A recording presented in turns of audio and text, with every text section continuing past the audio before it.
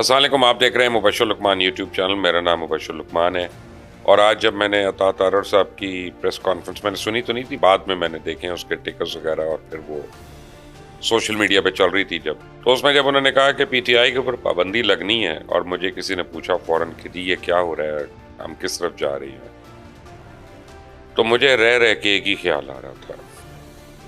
मैंने कहा पाबंदी लगती है या पाबंदी नहीं लगती इसकी तो बाद में बात करेंगे या इसके ऊपर बाद में सोचेंगे। आज मुझे यकीन हो गया इस बयान के बाद अता तारर साहब के कि तहरीक लब्बैक पाकिस्तान के जो शोहदा थे या हैं, अल्लाह ताला उनके दर्जात बुलंद करे। मासूम लोग, बुजुर्ग लोग, बच्चे भी उसमें, जो इतने दर्जनों इन्होंने मारे और शहीद किया बेदर्दी से, उनके ऊपर भी इन्होंने बैन लगाया था ना।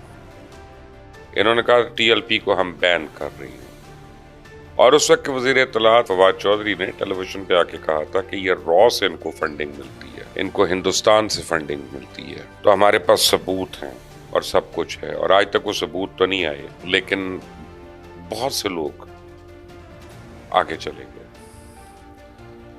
मैं आपको जरा याद दहानी करा दूं कि हुआ क्या था और ये जरा समझ लीजिएगा इसको। मैं किसी मौलवी के लिए नहीं बात कर रहा, मैं किसी लिबरल के लिए बात नहीं कर रहा, मैं मासूम शहरियों के लिए बात कर रहा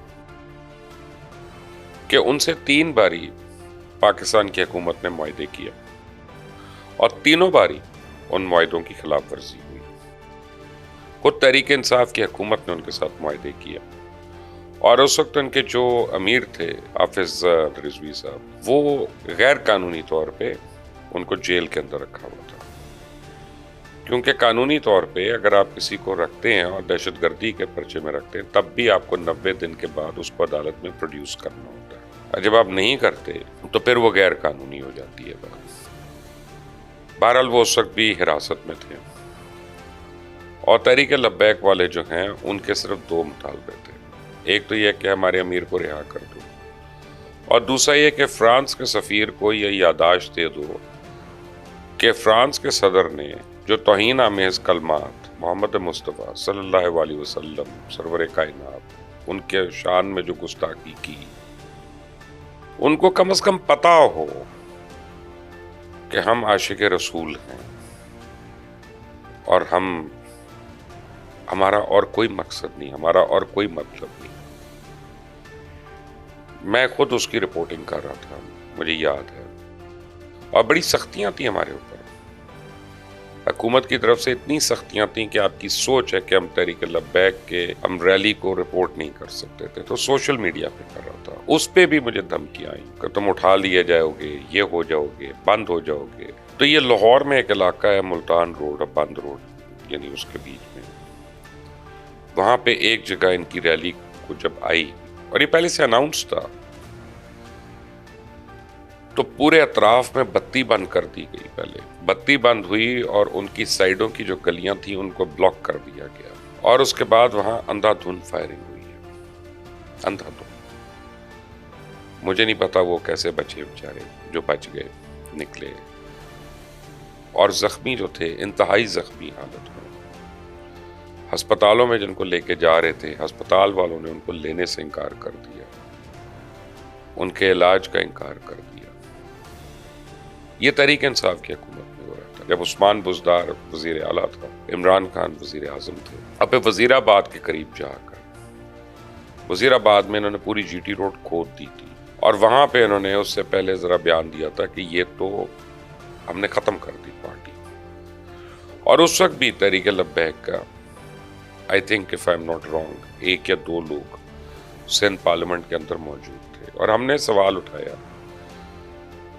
कि जो इलेक्शन कमीशन ने नहीं किया वो आप कैसे कर रहे हैं, और उन पार्लियामेंटेरियंस का क्या होगा जो पार्लियामेंट के अंदर हैं। उसके बाद बाई इलेक्शंस हो रहे थे और उनके लोग तहरीक लब्बैक के इलेक्शंस लड़ रहे थे कि उस वक्त क्या होगा। तो बड़ी रऊनियत का जवाब था कि कुछ नहीं होगा, हमने इनको छोड़ना नहीं, खत्म करके रहना। तो तहरीक लब्बैक तो अल्हम्दुलिल्लाह है ये दरबदर फिर रहे हैं। मुझे नहीं पता इस पाबंदी का क्या होगा, ये तो एक आईनी लोग इसका ज़्यादा बेहतर बता सकते हैं। मैं तो आपको ये बता सकता हूँ कि ये जल्दी में लगाई गई और सही तरीके से नहीं लगाई गई, लेकिन वो जो मासूम जाने गई थी ना, उनकी कहीं ना कहीं तो आह लगनी थी आगे, और वो लग रही है। और ये दिन ब दिन इनके साथ जो रुसवाई हो रही है, सब कुछ हो रहा है, इसमें तहरीक लब्बैक के शोधा की आ जरूर है। ये मेरा मानना है, आई कैन बी रॉन्ग। जहां तक रह गई बात पाबंदी की, तो ये अता तारड़ साहब ने जो बयान आके दिया टेलीविजन पे और जो प्रेस कॉन्फ्रेंस की, ये बड़ी हेस्ट में थी।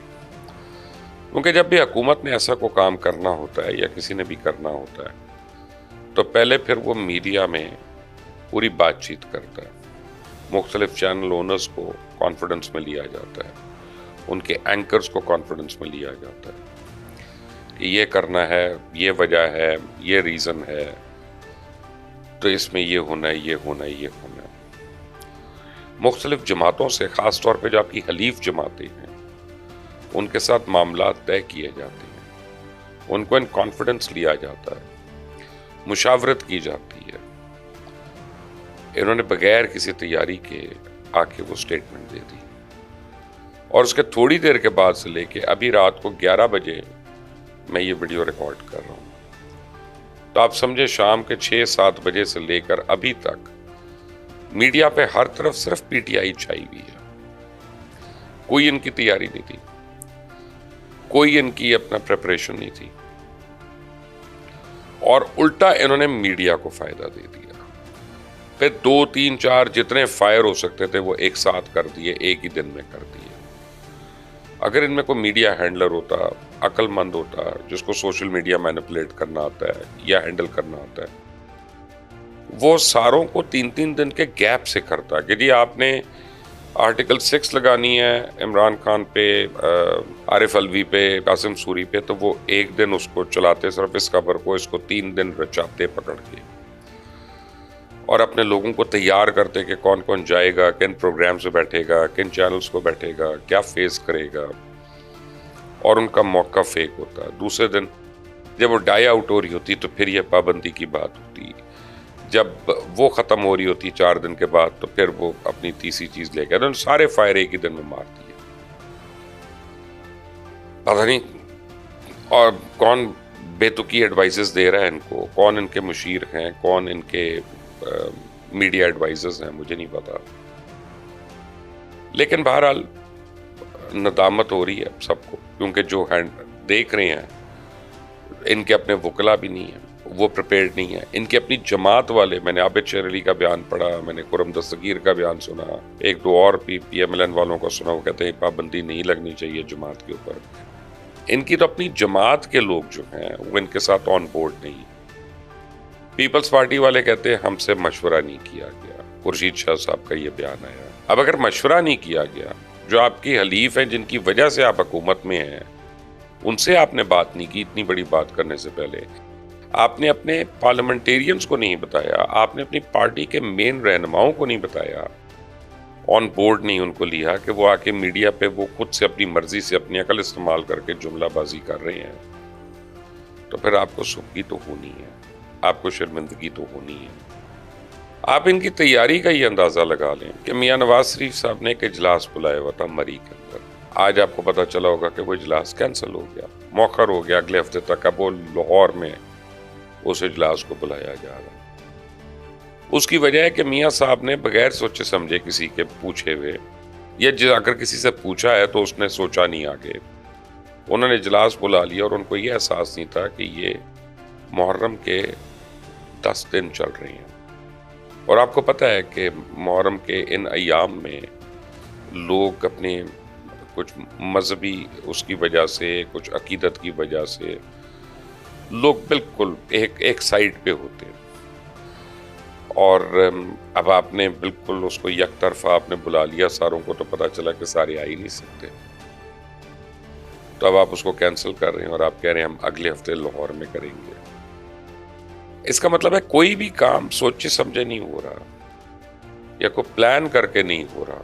तो मियां साहब इस तरह तो ये पार्टी नहीं चलेगी, इस तरह तो ये हुकूमत नहीं चलेगी। इस तरह तो ये कंपनी ज़्यादा देर नहीं चलेगी, ये तो मैं आपको गारंटी दे रहा हूँ इस बात की, क्योंकि इतनी इल प्लानिंग के साथ तो एक प्राइवेट लिमिटेड कंपनी नहीं चलती है। और हालत यह है कि अभी तक आप स्टेटस को का शिकार हैं, आप वाकई हालात बदलता नहीं जा रहे, आपको नहीं फर्क पड़ रहा लोगों के हालत ज़ार से। आप कह रहे नहीं हमें गरीबों को रिलीफ देना है। अब ये कौन लोग कह रहे हैं जिनकी गाड़ियां मुफ्त हैं, जिनके घर मुफ्त हैं, जिनके नौकर मुफ्त हैं, जिनका पेट्रोल मुफ्त है, जिनके बिजली के यूनिट मुफ्त हैं, जिनके फोन मुफ्त हैं, जिनकी ट्रैवलिंग मुफ्त है, और कह रहे हैं हमें गरीबों का हाल पता नहीं। पता आपको मत इस तरह से ढोंग रहे चाहिए ना। आपको एहसास है, अगर आपको एहसास होता तो आप फ्रॉड तरीके से IPPs को मजीद एक्सटेंशन ना दे देते। आप कहते अब ये खत्म हो गई है, तुमने लूट लिया इस मुल्क को, तुमने इस मुल्क की आवाम का खून निचोड़ लिया, हड्डियों से गूदा चूस लिया, ये खत्म कर रहे हैं, ये प्लांट्स हमारी मिल्कियत है, इसको आप खुद चलाएंगे। आप जैद बकर हारिस किसी को दे देते हैं, अपनी पार्टी में दे देते भले, और आप कहते हैं अब आवाम को 3 रुपए की बिजली फराहम करके दो, 5 रुपए की बिजली फराहम करके दो। ये गलत हीट रेट पहले लगा हुआ है, ये नहीं होगा, ये गलत इसमें पेमेंट्स जा रही हैं, 1500 बिलियन की पेमेंट्स जा रही हैं हमको, जो हमारा डेट बना हुआ है। लेकिन नहीं, आपने नहीं किया। किस तरह से किस ब्यूरोक्रेट को सस्पेंड किया गया, रातों रात उसकी जगह दूसरे को लाया गया और उससे ये ऑर्डर्स इशू कराए गए, सबको पता है। ये मैं कोई अनहोनी बात नहीं कर रहा हूं। इसका मतलब यह है कि आप हाल नहीं ठीक करना चाहते, इसका मतलब यह है कि आप सिंसियर नहीं हैं, इसका मतलब यह है कि आपकी नेक नियति इसमें नहीं है, और इसका बिल्कुल मतलब यह है कि शायद आपको यह समझ ही नहीं है कि अवाम कितनी कसम पुरसी के हाल में है और उनके अंदर कितना शदीद लावा पक रहा है। ऐसे तो मियां साहब आपकी हुकूमत नहीं चलेगी। और अब मियां नवाज शरीफ को भी सोचना पड़ेगा कि जब वो आ रहे थे, उनको लाया जा रहा था, हर किस्म की गारंटीज दी गई थी, उसके बाद यहाँ आके क्या क्या हुआ, तो उनको अपनी जमात से भी सवाल करने चाहिए।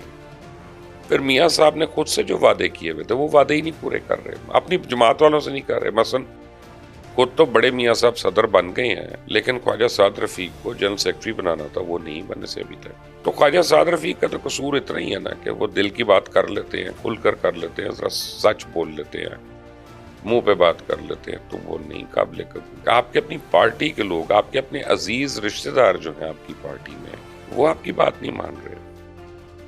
आज आप देख लें टेलीविजन पे कौन कौन आया था, उसका आपसे क्या क्या ताल्लुक है, और ये कह के गया कि ये पाबंदी गलत है, ये पाबंदी नहीं लगनी चाहिए। तो अब तो सिचुएशन एक ही है कि और 1-2 महीने के अंदर आप इमरजेंसी डिक्लेयर करें, और उस इमरजेंसी के तहत आपने जो करना है आप करते रहें 1 साल के लिए। वो कंडीशंस तो हमारी हो रही हैं कि इमरजेंसी लग सकती है।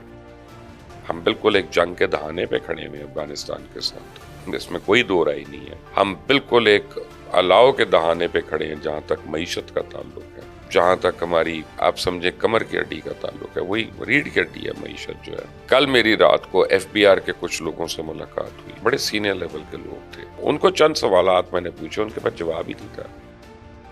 मसलन पाकिस्तान के अलावा दुनिया में कौन सा मुल्क है जहां सेविंग्स पर भी टैक्स हो? कौन सा ऐसा मुल्क है? बताएं जरा मुझे, आप क्या सोच समझ कर लगा रहे हैं? वो उन्होंने मुझे कहा कि जी हम नॉन फाइलर को बिल्कुल नहीं हम रहने देंगे। मैंने कहा नहीं, आप फिक्र ना करें, जिस तरह से आप चल रहे हैं आप फाइलर को भी नहीं रहने देंगे। फिर आप होंगे, आप हुकूमत वाले होंगे और नीचे अवाम नहीं हो। जरा एम्बसीज में हाल देखें, किसी एम्बसी में कोई वीजा अप्लाई करने जाए तो 1-1 साल की डेट मिलती है, अमेरिकन एम्बसी में तो 2-1.5 साल की, और यूरोप की एम्बसीज में वो कहते हैं टाइम ही नहीं। वो कोई एक आधी होगी शायद, किसी वक्त खुली होती है, 2-3 महीने बाद की डेट देती, क्योंकि जिसका पासपोर्ट बना हुआ है और जिसके पास यहाँ पे कुछ बेचने को है, वो भागने की तैयारी कर रहा है। उसको नहीं पता वो बाहर जाके बर्तन धोएगा या कुत्ते नहलाएगा, वो कहता है यहां से मैं बेहतर हूं, यहां से मेरे हालात बेहतर होंगे। तो आज जो कुछ हुआ और जितनी उजलत में हुआ, हो सकता है सही बात हो, मुझे इसमें कोई शक नहीं है कि पाकिस्तान तहरीक इंसाफ को बहुत सीरियस बातों के जवाब देनी है कि पाकिस्तान अब तहरीक तालिबान की वजह से जंग के दहाने पे है, तालिबान की हुकूमत की वजह से पाकिस्तान जंग के दहाने पे है और वो हमारे लोग शहीद कर रहे हैं, वो आए रोज हमारे ऊपर हमले कर रहे हैं और इनको पाकिस्तान में रीसेटल कराने वाला तो इमरान खान था और उसके हवारी थे। तो अब हम क्या करें? इन लोगों को जो पाकिस्तान के सबसे बड़े दुश्मन हैं, अगर हम इनको ही पाबंदी नहीं लगाते तो फिर रह क्या गया पीछे मुल्क में? तो वो तो मैं कन्विंस्ड हूं, लेकिन जिस तरह से ये सारा काम किया गया वो बड़ी एमेच्योर तरीके से किया गया। और ये जो इलेक्शंस का हम अभी तक भुगत रहे हैं, को फॉर्म 45 और फॉर्म 47, ये कौन जिम्मेदार है इसका? अनवारुल्लाह काकड़, मोहसिन नकवी, मुर्तजा सोलंकी, शमशाद, यही सारे लोग थे ना, यही सारे हमारे करता धरता थे ना, लॉन्ग टर्म जिन्होंने इंटरिम गवर्नमेंट चलाई। अब सारे चुप हैं, सारे गायब हैं। क्यों अनवारुल्लाह काकड़ और बाकी उनके दीगर सूरमा जो हैं वो आके नहीं बताते कि उन्होंने गंदम के अंदर जो 100 बिलियन की करप्शन की, वो कहां कहां पैसे दिए उन्होंने? वो तो नहीं सारे कहा सकते। क्यों आके ये जवाब दे नहीं है लोगों को? चीनी के स्कैम के ऊपर, गंदम के स्कैम के ऊपर, बिजली के स्कैम के ऊपर, फॉर्म 45 के ऊपर, फॉर्म 47 के ऊपर, इन सारी चीजों पे इनका सारे को जवाब दे तो इंटरिम गवर्नमेंट है, वो ये वाली गवर्नमेंट तो नहीं। इस वाली गवर्नमेंट की तो अपनी चार्जशीट है और बड़ी लंबी चार्जशीट बन रही है कि जब पंजाब हुकूमत अगर सिर्फ 5 अरब रुपया इस बात पे लगा दे कि हमने 100 दिन में क्या किया, या हमारी रेस्क्यू 1122 कैसी चल रही है, या हमारे मोबाइल हॉस्पिटल कैसे चल रहे हैं। और मोबाइल हॉस्पिटल क्या थे? 20-25 कंडम गाड़ियां थी जिनको रीपेंट किया गया, उनके नए टायर लगाए गए और खड़ा कर दिया कि जी हमने मोबाइल हॉस्पिटल बनाया। कहीं देखे हैं आपने अभी तक? वो कहीं चलते फिरते देखे हैं? कहीं आपके मोहल्ले में आई हैं वो मोबाइल हॉस्पिटल? वो गाड़ियां जो हैं आपको दौड़ती हुई नजर आई हैं सड़कों के ऊपर किसी भी शहर के? नहीं ना, बस वही फोटो ऑप्स थी और वही बजट था जो एडवर्टाइजिंग का। और ये मीडिया भी बात नहीं कर रहा, क्यों? मीडिया को तो इश्तहारों की भरमार है इस वक्त, तो मीडिया किस मुंह से ये बात करेगा? तो ये हम लोगों का ही काम है आप लोगों को बताना, और हमको ही चुप कराने के लिए, हमारी जुबान बंदी के लिए पंजाब असेंबली जो है वो बिल्स पास करती है कि ये सोशल मीडिया हो या मेन स्ट्रीम मीडिया हो, उनकी जुबान बंदी कैसे होनी चाहिए। तो इस वक्त तो हुकूमत पाकिस्तान और पाकिस्तान की क्रिकेट टीम में कोई फर्क नहीं है। 11 प्लेयर हैं, 11 लॉबी हैं, 11 कप्तान हैं, हर एक अपनी जात में अंजुमन है और कुछ सेल्फी बनाने के पैसे ले रहा है, कोई बुटीक या रेस्टोरेंट में जाने के पैसे ले रहा है, कोई ढके छुपे पैसे ले रहा है। पैसे बनाई जा रही है सारी, कैसे चलेगा ये? तो मियां शहबाज शरीफ साहब ये ना कहिएगा कि मैंने वार्निंग नहीं दी, मुझे नहीं लगता ये पार्टी सादा चलेगी। अल्लाह ताला इस मुल्क का हामी और नासिर हो। पाकिस्तान पाइंदा।